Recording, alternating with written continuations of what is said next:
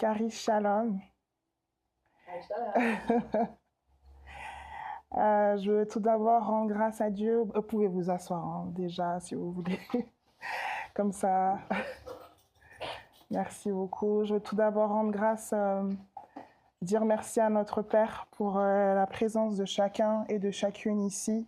Ce soir, YouTube, ici à Christ dans toutes les nations, Genève, dans la salle, merveilleuse salle bleue, 124 route de Chancionnet.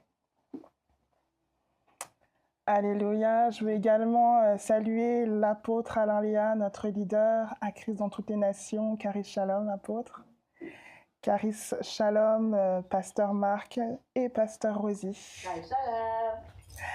Ainsi que pasteur Christelle et au prophète Yvan. Cari Shalom. Notre ancienne Christelle, notre diaconesse Anne-Marie. Et chacun, chacune, bienvenue. Bienvenue aussi à tous les frères et sœurs qui nous suivent sur YouTube. Avant de commencer, nous allons prier ensemble. Et si vous voulez, vous pouvez aussi, vous qui êtes chez vous, élever vos voix. Ensemble, nous allons rendre grâce à notre Père. Alléluia. Merci Père d'amour, merci Père pour ta présence en chacune et en chacun. Merci Père de nous avoir aimés, de nous aimer autant encore aujourd'hui et pour l'éternité. Merci de nous avoir permis de te rencontrer, de rencontrer ton Fils en nous. Merci Père pour l'œuvre merveilleuse que tu as accomplie. Merci Père pour cet instant prévu. Merci pour la conduite de ton esprit dans la vérité. Nous sommes reconnaissants et reconnaissantes d'être tous avec toi en ce moment même. Nous t'honorons, nous te considérons et te remercions. Amen. Alléluia.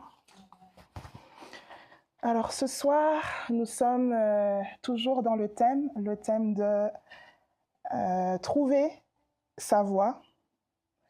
L'expression authentique. Et aujourd'hui, 22 mai, jeudi soir, nous parlons du langage, le langage de l'amour. C'est le titre d'aujourd'hui. Et le texte est celui de 1 Corinthiens 13 au verset 1, qui est dans le dévotionnel. Si je parle les langues des hommes ou des anges, sans avoir l'amour, je ne suis qu'un gong qui résonne ou une cymbale qui s'entrechoque. Si je parle les langues des hommes ou des anges, sans avoir l'amour, je ne suis qu'un gong qui résonne ou une cymbale qui s'entrechoque. Paul nous rappelle que la voix authentique doit être enracinée dans l'amour, comme un bel instrument joué, sans sentiment. Même la voix la plus douée devient un simple bruit sans amour. Il ne s'agit pas de technique, mais du cœur qui sous-tend notre expression. Le contraste entre les langues et le bruit souligne que l'authenticité n'est pas une question d'éloquence, mais d'amour. Notre voix devient plus authentique lorsqu'elle découle d'une attention sincère pour les autres. L'amour n'est pas quelque chose que nous faisons, c'est quelqu'un que nous connaissons. Notre voix authentique exprime naturellement l'amour que nous avons reçu. Amen. Alors, comme je l'ai dit tout à l'heure, nous avons un texte de référence qui est dans 1 Corinthiens 13 au verset 1. Et c'est intéressant de savoir dans quel contexte il a pu être déclaré, écrit plutôt. Donc tout d'abord, c'est l'apôtre Paul qui a écrit ce texte qu'on dit verset aujourd'hui, mais bon, c'était une lettre en entier, c'était une lettre, c'était pas forcément des chapitres. Et donc ça, c'est l'apôtre Paul qui l'a écrit. Il a écrit aux Corinthiens, donc qui sont à Corinthe à cette époque-là. Et c'est une communauté, en fait, qu'il a pu enseigner, annoncer l'Évangile. Alléluia. Et donc, en fait, qu'est-ce qui se passe à ce moment-là? C'est le contexte, il est déjà expliqué dans 1 Corinthiens 1 au verset 10. Il commence sa lettre, il leur parle, et à un moment donné, il dit « Je vous exhorte », donc 1 Corinthiens 1 au verset 10, il dit « Je vous exhorte, frères, par le nom de notre Seigneur Jésus-Christ, à tenir tous un même langage et à ne point avoir de division parmi vous, mais à être parfaitement unis dans un même esprit et dans un même sentiment. » Et là, il explique, « Car mes frères, j'ai appris à votre sujet par les gens de Chloé qu'il y a des disputes au milieu de vous. Je veux dire que chacun de vous parle ainsi. Moi, je suis de Paul, et moi d'Apollos, et moi de Céphas, et moi de Christ. Christ est-il divisé ? Paul a-t-il été crucifié pour vous, ou est-ce au nom de Paul que vous avez été baptisés ? Et là, après, il explique, il dit, je rends grâce à Dieu que je n'ai pas baptisé aucun de vous, excepté Crispus et Gaius, etc. Donc là, le contexte, c'est, quand il écrit la lettre, c'est par rapport à ce qui se passe, en fait, dans la communauté de Corinthe. On peut dire, familièrement, c'est chaud. Les frères et sœurs se disputent, c'est divisé. Chacun va essayer de tirer la couverture, on va dire, sur lui. Moi, je suis d'un tel, moi, je suis d'un tel. Et moi, mon enseignement, c'est ça, et toi, c'est ça. Et ben, moi, je suis de Christ. Et en fait, là, il dit, mais non, c'est pas du tout ce que je vous ai enseigné. Ce que je suis en train de vous dire, là, c'est qu'il n'y a pas de division, en fait. Je parle de pas de division et je vous encourage et je vous demande d'être tous, de tenir le même langage, d'être parfaitement unis et dans un même esprit, dans un même sentiment. Ensuite, il continue sa lettre, il leur parle, il les exhorte, il les enseigne, il les redresse. Et on arrive à Corinthiens 12, donc on a fait un grand saut. Et il va parler des dons spirituels. Là aussi, il met les points sur les i. Il dit, si un membre souffre, tous les membres souffrent avec lui. Si un membre est honoré, ça c'est 1 Corinthiens 12 au verset 26-27. Et tous les membres si un membre est honoré, tous les membres se réjouissent avec lui. Et puis il continue, il dit, vous êtes le corps de Christ et vous êtes ses membres, chacun pour sa part. Là encore, il parle des dons spirituels, il leur explique que voilà, ok, vous avez chacun des dons spirituels, chacun exprime quelque chose de Dieu, mais en fait, l'idée c'est qu'on est un corps et qu'on est ensemble et que chacun, si quelqu'un souffre, en fait, tout le monde souffre. Donc il n'y a pas de division, il n'y a pas un de son côté, l'autre de l'autre. Si toi tu souffres, l'autre il souffre. Et si lui il est honoré, on est tous honorés ensemble, on se réjouit ensemble. Et puis il arrive à la fin du chapitre 12, et il dit, il va dire au verset 31, aspirez aux dons les meilleurs. Je vais encore vous montrer une voie par excellence. Là, on est toujours dans ce contexte de la division, de la difficulté, de ce qui se passe dans l'église de Corinthe. Et au chapitre 12, il va leur expliquer, il va leur dire, je vais vous montrer une voie par excellence, une voie qui est au-dessus de tout, en fait, une voie qui surpasse absolument tout. Alors, il va l'expliquer et il va dire dans 1 Corinthiens 13 au verset 1, qui est notre texte du jour, et il va dire « Si je parle les langues des hommes ou des anges sans avoir l'amour, je suis qu'un gong qui résonne ou une cymbale qui s'entrechoque. » Et donc la réponse en fait à toute cette division, à toute cette situation compliquée, en fait c'est l'amour. Il dit « Si je parle les langues des hommes, c'est super », ou des anges, il n'a pas dit c'est super, c'est moi qui dis comme ça, sans avoir l'amour en fait, et là il met en face sans avoir l'amour, en fait je résonne comme un gong, je fais juste du bruit. L'essentiel dans tout ça, c'est l'amour. Si je n'ai pas l'amour, je ne suis rien. On connaît 1 Corinthiens 13 au verset suivant, où il parle de l'amour et commence à décrire l'amour. L'amour est patient, etc., etc. Donc, il nous rappelle que la voix authentique, elle doit être enracinée dans l'amour. Comme un bel instrument qui est joué sans sentiment, même la voix la plus douée devient un simple bruit sans amour. Quand cet exemple-là, avec la voix la plus douée qui devient un bruit sans amour, je pense à The Voice. Je dis pas que les gens qui chantent à The Voice, ils chantent sans amour, pas du tout. C'est que, en fait, je sais pas si vous avez déjà regardé cette émission. C'est une émission de chant et elle est assez particulière parce que les juges, ils sont 4 et ils sont dos à la personne qui va chanter, qui va présenter son chant, donc ils ne la voient pas, donc ils ne peuvent pas être influencés par quelque chose de son physique ou quoi que ce soit, ils vont juste entendre sa voix. D'accord? Et en fait, ce qui fait le plus souvent les juges se retourner, c'est pas forcément la technique vocale, parce que des fois on se dit mais pourquoi elle s'est retournée? Elle chantait pas non plus, voilà. Mais en fait, c'est qu'ils ont les frissons ou quelque chose qui les tient ou quelque chose qui les touche. Et ce qui les empêche de se retourner parfois, c'est juste que c'est trop lisse ou que c'est technique, mais ils veulent quelque chose de plus profond, de plus authentique. Ils veulent la personne en fait qui est là au fond. Et ils ont besoin de cette connexion et d'être touchés en fait. Et quelque chose qui doit les toucher. Ils veulent entendre ce potentiel, cette profondeur chez la personne. Et à ce moment-là, quand ils sont touchés, ils se retournent en fait.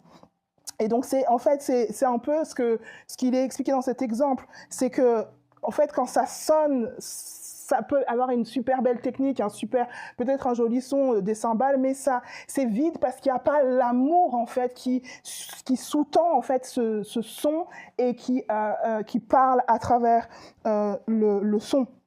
Donc avec le contexte qu'on a vu, ce qui nous amène le contexte qu'on a vu biblique avec l'apôtre Paul qui explique toute la situation et qui leur dit de parler le même langage, ça nous amène à comprendre en fait que le langage de l'amour dont on va parler ce soir, il est plus que les mots ou une attitude qu'on va avoir ou des façons de faire, mais en fait il s'agit vraiment de quelque chose qui dépasse ces choses-là. En fait, il s'agit du corps de Christ, il s'agit de l'unité, et il s'agit de l'amour divin en fait, au-delà de ce que l'on peut imaginer.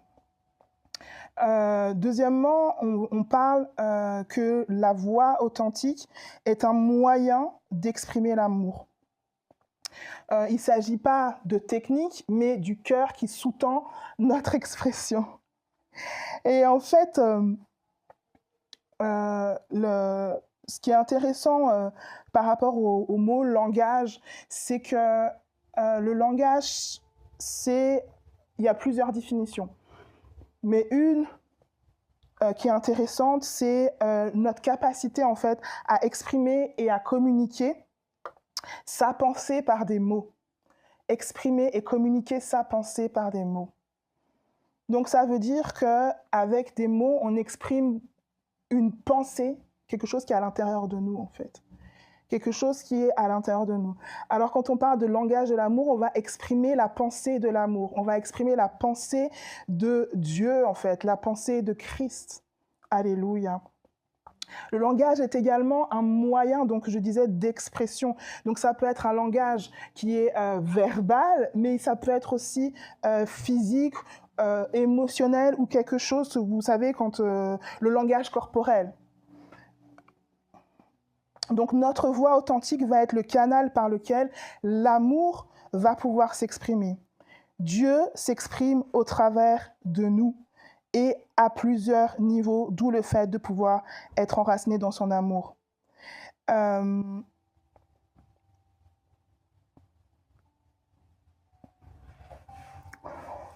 on parle d'authenticité, on parle également d'originalité, pas originalité pour dire que quelqu'un, il est original, celui-là, il est créatif ou quoi que ce soit, mais d'originalité, c'est-à-dire de l'origine, c'est pas une contrefaçon en fait, c'est quelque chose d'authentique qui a été certifié, qui est clairement c'est l'original en fait. Vous voyez ce que je veux dire? Voilà. Alors quand on parle d'authenticité, on parle d'originalité, de quelque chose qui est original et qui n'est pas une contrefaçon. On a aussi des œuvres qui ont été certifiées, authentifiées, authentiques, un texte authentique. Il y a plein d'exemples qu'on peut donner. Alors, on a fait le tour au niveau de tout ce qui est des définitions, du langage, du contexte biblique, de l'authenticité, qu'est-ce que c'est, et on va voir en fait au niveau de l'amour. Et c'est le cœur en fait du message, parce que on pourrait parler du langage de la loi ou du langage de quoi que ce soit, de plein de choses, mais on parle du langage de l'amour. Et l'apôtre Paul a déjà expliqué aux Corinthiens que l'amour, c'est ce qui les lie tous, c'est qu'ils sont appelés à rester ensemble et d'être dans le même corps. Mais en fait, quand on parle de l'amour, on réalise que c'est une personne. Et c'est dans 1 Jean 4 au verset 16, et pas seulement dans 1 Jean 4 au verset 16, mais c'est ce texte-là qu'on prend, où il est écrit « Dieu est amour ». Et celui qui qui demeure dans l'amour vit en Dieu et Dieu vit en lui. Donc, on a défini le langage, on a parlé de l'authenticité, mais là, maintenant, on parle de l'amour. Donc, si on dit que Dieu est amour, ça veut dire que le langage que nous exprimons, c'est celui de Dieu, en fait. Dieu, on parle du Père, du Fils et du Saint-Esprit. On est en train d'exprimer de façon authentique, originale, Dieu, qui il est, sa nature. Et là, en fait, la perspective, elle est beaucoup plus profonde. Parce qu'il ne s'agit pas seulement d'une technique pour être éloquent ou pour faire les choses bien. Il s'agit d'une personne que nous connaissons. L'amour n'est pas quelque chose que nous faisons, c'est quelqu'un que nous connaissons. Dieu nous a aimés le premier. Et ce qui a révolutionné notre vie, à tous ici présents et peut-être vous, conscients ou pas conscients, en fait, c'est l'amour de Dieu. Pourquoi je dis que c'est ce qui a révolutionné notre vie? Dieu a tant aimé le monde qu'il a donné son Fils unique, afin que quiconque croit ne périsse point, mais ait la vie éternelle. Et en fait, tout a commencé par Dieu, son amour, sa nature. Donc quand on est appelé, invité à exprimer ce langage de l'amour, on est appelé à plus que de faire des choses qui ressemblent à de l'amour. C'est-à-dire que, par exemple, je lis 1 Corinthiens 13 et je dis « Ah, Dieu est patient, Dieu est comme si... » Enfin, l'amour est patient, l'amour pardonne tout, l'amour croit tout, l'amour espère tout, endure tout. C'est pas que moi, je vais me mettre à le faire par moi-même et par mes propres forces et commencer à performer à cet endroit-là. On est en train de parler du langage que Dieu a et d'exprimer en fait ce que cette essence même de Dieu, en fait, d'exprimer sa nature. Nous avons été inclus en lui, nous avons été, la Bible dit que nous sommes assis ensemble dans les lieux célestes en Jésus-Christ. Nous sommes en lui et Dieu est en nous. On l'a vu dans 1 Jean 4 au verset 16 également. On a vu également, je peux vous donner Colossiens 3 au verset 11, Christ est tout et en tous. Il y a énormément de textes qui parlent du fait que nous sommes en Christ. Donc, où nous pouvons exprimer cet amour et le manifester. Maintenant, Comment est-ce qu'on peut manifester cet amour sans justement être dans cette performance, dans ces techniques, dans ces stratégies, peut-être de vouloir bien faire, de bien parler, de bien aimer, de bien pardonner, de bien chérir, de bien être patiente. Comment est-ce que je peux en arriver là, en fait? Comment est-ce que je peux exprimer ce langage? Comment est-ce que je peux exprimer l'amour si moi, je ne le fais pas par moi-même, en fait? Comment est-ce que je vais faire? On s'est déjà tous posé, en tout cas, moi, je me suis posé la question de comment est-ce que je vais faire maintenant que j'ai plus à le faire par moi-même. Ça m'est déjà arrivé de voir en fait que je suis arrivée à des limites et que je me rends compte qu'en fait, je ne peux pas aimer par moi-même. Je ne peux pas aimer par mes propres forces ou par mes propres efforts. Jésus nous dit à un moment donné, hors de moi, vous ne pouvez rien faire.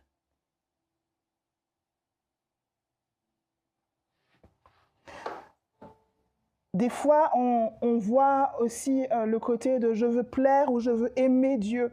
Parce que Dieu, il a dit qu'il faut l'aimer en premier, il faut d'abord l'aimer, puis après aimer les autres. Je fais des grandes paraphrases. Mais en fait, pourquoi il nous dit de l'aimer et comment on fait pour aimer notre prochain si nous-mêmes, on ne peut pas l'aimer par nous? Comment ça se passe, toute cette histoire-là, en fait? En fait, comme je l'ai dit tout à l'heure, Dieu est amour. Et celui qui demeure dans l'amour vit en Dieu et Dieu vit en lui. L'apôtre Paul, il dit à un moment donné dans 2 Corinthiens 3 au verset 18, il dit « Nous tous qui le visage découvert contemplons comme dans un miroir la gloire du Seigneur, nous sommes transformés nous sommes transformés en la même image, de gloire en gloire, comme par le Seigneur, l'Esprit. » En fait, comment aimer, comment manifester l'amour, comment exprimer ce langage de Dieu, c'est tout simplement en relationnant avec lui, en le contemplant. Le contempler, c'est simplement avoir les pensées tournées vers lui. Des fois, on lit un texte, on médite, et on est en train de réfléchir à ce texte. Le texte que je viens de lire, par exemple. Alors tu réfléchis, tu parles avec Dieu, tu poses des questions à ton Père qui est là en toi. C'est une grâce parce que avant, nos frères et sœurs n'avaient pas eu l'occasion de pouvoir vivre cela. Quand je dis avant, dans l'ancienne alliance. Et tu poses et tu te poses et tu peux parler en fait. Tu peux communier, tu peux exprimer en fait ton cœur. Et dans cette relation en fait, c'est comme, je vais donner un exemple qui est un peu, voilà, mais c'est l'exemple qui me vient. Je ne sais pas qui aime bronzer ici. Moi, parfois oui, parfois non. Mais en tout cas, comme le bronzage, en fait. Tu prends ton transat, tu vas à la plage, tu t'allonges et tu te mets au soleil. Et quand tu te mets au soleil, tu bronzes. Bon, c'est vrai que maintenant, il y a les cabines de UV et tout ça, mais ça, c'est autre chose. Mais là, pour le bronzage naturel, il est là, en fait. C'est parce que tu t'exposes à ce soleil qui est là, présent, qui est toujours là, et tu te mets en face, et tu restes comme ça, et tu le laisses faire son œuvre, en fait, qui fait que tu bronzes. C'est pareil pour nous. Et nous avons connu l'amour que Dieu a pour nous, et nous y avons cru. On rentre dans cette dimension-là. En fait, tout ce qui fait la différence, c'est la relation. La relation avec notre Père. Il est venu, Dieu est venu, Jésus est venu, Dieu était en Christ pour réconcilier le monde avec lui-même, pas pour qu'on puisse retomber et retrouver la performance où je dois aimer mon prochain, punaise, aujourd'hui ça va être chaud, comment je vais faire, il faut que je prenne sur moi, je vais m'épuiser. Non, il est venu justement pour que nous soyons libérés de cela et que nous puissions aimer naturellement en fait. Naturellement parce que nous avons découvert notre identité en lui, nous avons découvert que lui est l'amour et nous l'avons reçu. Et parce que nous l'avons reçu et que nous l'expérimentons, nous pouvons aimer notre frère, notre sœur avec de son amour en fait.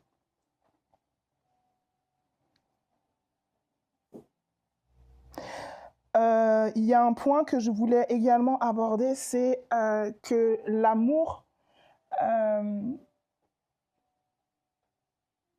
le langage de l'amour, ce titre et tout ça, en fait, ça peut paraître très, comment dire, pas banal, mais simple. Et des fois, la simplicité peut avoir l'air comme pas très intéressante ou banale. Mais en fait, ce que je viens de dire, je l'ai dit tout à l'heure, mais je vais le répéter, ce qui a révolutionné toute chose et qui a tout changé, a commencé par l'amour de Dieu.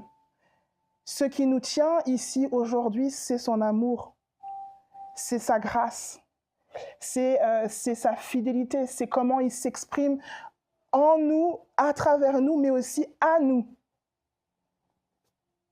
Et en fait, ça révolutionne tout, ça impacte les vies. Nous avons eu notre vie impactée par des personnes authentiques autour de nous qui ont exprimé l'amour. Rappelez-vous quand est-ce que... Bon, alors, des fois, c'est directement que Dieu s'exprimait à chacun, mais à certaines personnes, mais enfin, en tout cas, il s'exprime directement à beaucoup de gens. Mais ce que je veux dire, c'est que là, on parle de la voix authentique et de l'expression de l'amour. Ce que je veux dire, c'est que ça révolutionne une vie, en fait. Ça change, des fois, ça peut même changer juste une journée, mais ça peut changer également toute une vie quand l'amour est exprimé de façon authentique, par une voix authentique qui n'est pas forcément parfaite ou c'est pas par laquelle on aurait cru entendre l'amour ou découvrir l'amour, mais c'est comme ça que Dieu a prévu de faire les choses. Même quand on regarde, quand on lit également les écrits de l'apôtre Paul, on voit qu'il a un caractère particulier, on voit qu'il fait certaines choses qu'on n'aurait peut-être pas, on n'aurait peut-être pas fait ou pas dit comme lui. Mais c'est à travers lui, authentiquement, que Dieu a exprimé l'amour. Et également, c'est vraiment important de réaliser que l'amour est une personne.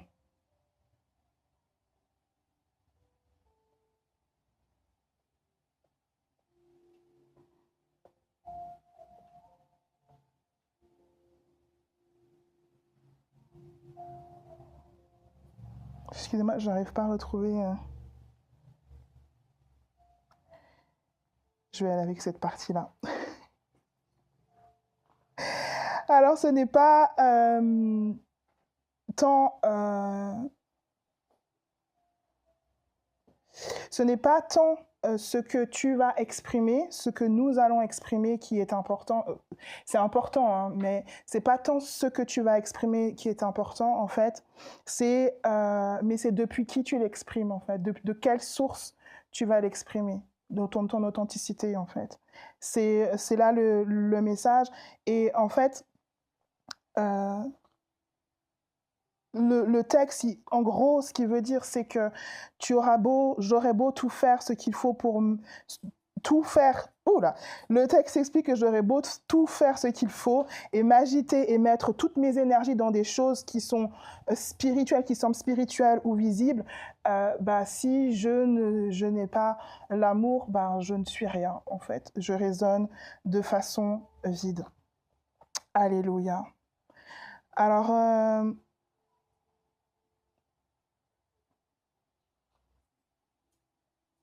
comment l'amour façonne-t-il notre voix? Et qu'est-ce qui pourrait changer si l'amour devenait la motivation première de notre expression?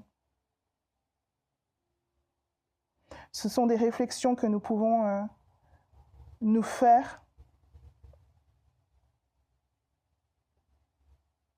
Et je vais conclure sur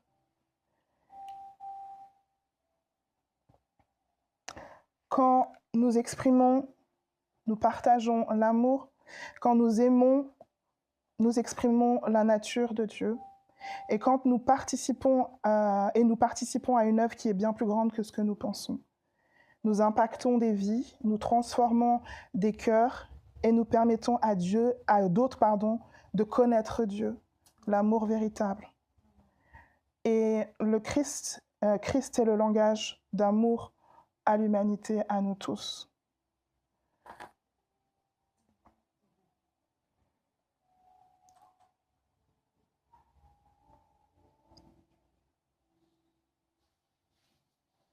Esprit Saint, fais que l'amour soit le fondement de ma voix.